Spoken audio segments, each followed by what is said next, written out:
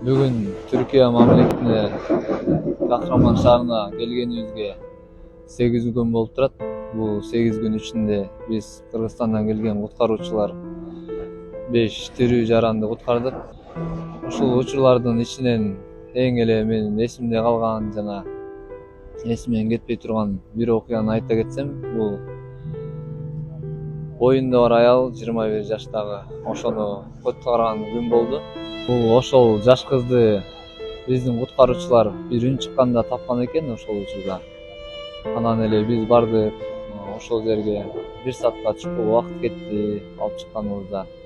Ошо мен эң биринчи кирген учурумда сурадым, кандай жатасың, кандай жагдайда жатасың, отура аласыңбы дедим, тура аласыңбы дедим, колуңду же бутуңду көрсөт дегенде ошол башы истирапта болгон учур экен.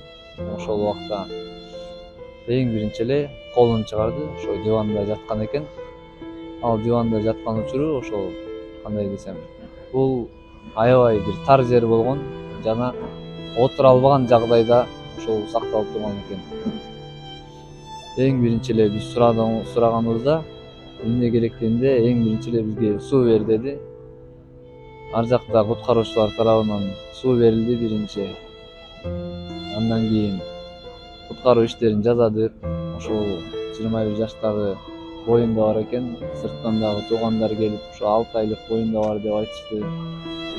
1 саатка жетпеген убакытта кыздын ошол жаткан жеринен алдыларын тазалап, ошол жерден куткаруучу топ өзүбүздүн иш аракеттерибизди жасап, туугандарына, жакындарына өткөрүп бердик. Аяктан дагы туугандары аябай чоң ыраазычылыктарын билдирип, кыргыз элине аябай терең ыраазычылыктарын билдирди. Ошондо бир кандайдыр бир сезимдер болду бизде дагы. Ошо бир эле кыз эмес, ушу ичиндеги наристени кошуп, 2 адамды куткарып атабыз деген аябай бир жеткире алгыс бир сезимдер болуп, ошо куткаруучу экениме, ушу кесипти тандыганыма аябай өзүм сыймыктандым да мен. Машалла, мына бурса Кыргызстан сактады. Акырын карма, шашма. Шашма. Алтындамы калды кардештериңиз? Аби куртаржылар келдик, мерак этмейин аби. Биз куртарacağız, чыгарacağız иншалла. Мерак этмейин аби. Азыркы учурда биякта Азиз байкебиздин 2 иниси калыптыр зданиянын алдында. Ошону айтып берди.